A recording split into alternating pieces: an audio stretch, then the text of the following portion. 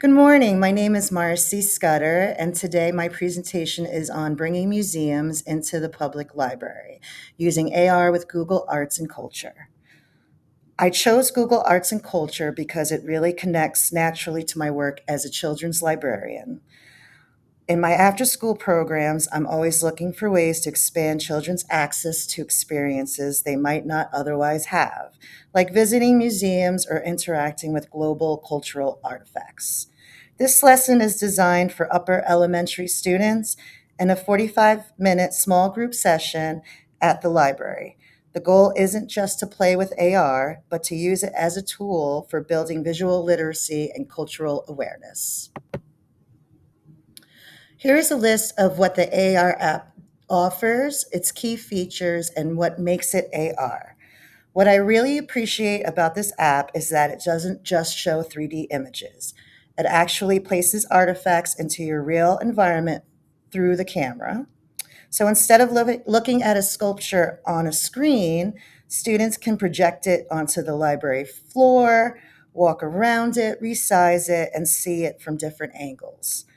That blending of the digital object with the physical space is what makes this augmented reality rather than just an interactive app.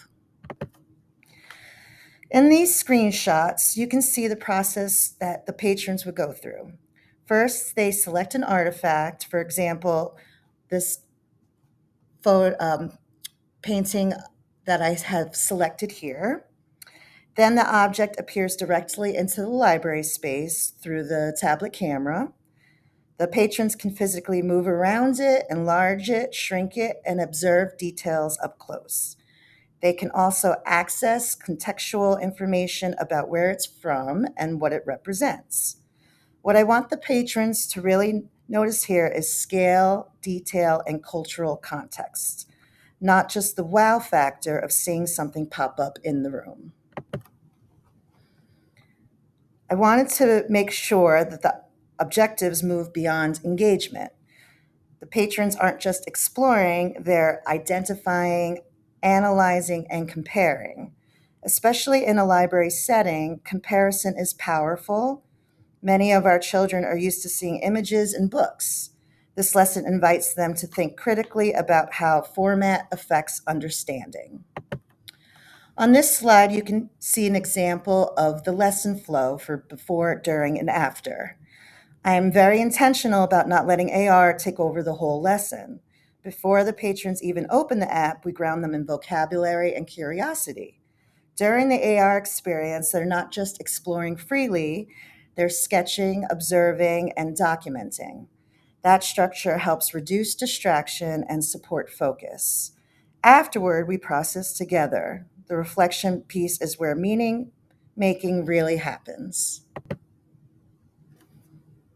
For this lesson, I'm grounding it in constructivism.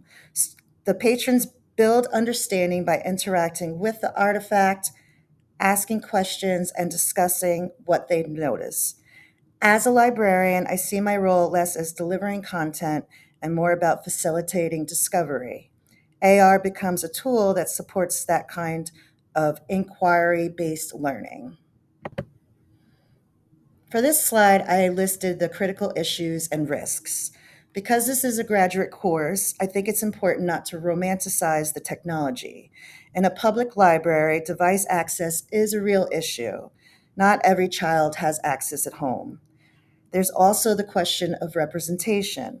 Whose artifacts are included? Which cultures are centered? Are two questions that we have to think about. And finally, AR can easily become about the cool factor. Engagement is important, but engagement alone isn't learning. For this part of the presentation on mitigation and safeguards, to address these issues, I would use shared devices and small group rotation. The worksheet keeps cognitive load manageable. I also provide print alternatives so that the patrons can still meet objectives if technology fails. Privacy-wise, the patrons don't need accounts, which feels important in a public library setting. Why should the patrons use AR? A video or image can show an artifact, but it can't replicate the experience of walking around it at eye level. AR supports embodied cognition. Students move their bodies to understand space and scale. That physical interaction is what justifies using AR rather than a simpler tool.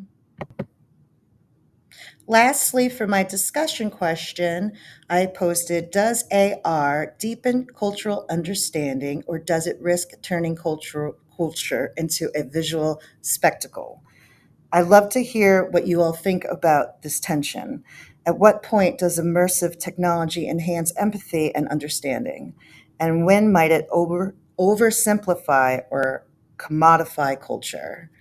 This is something that's important for all of us to think about when educating anyone that is in the environment that we're creating. This concludes my presentation. I appreciate you watching and thank you very much.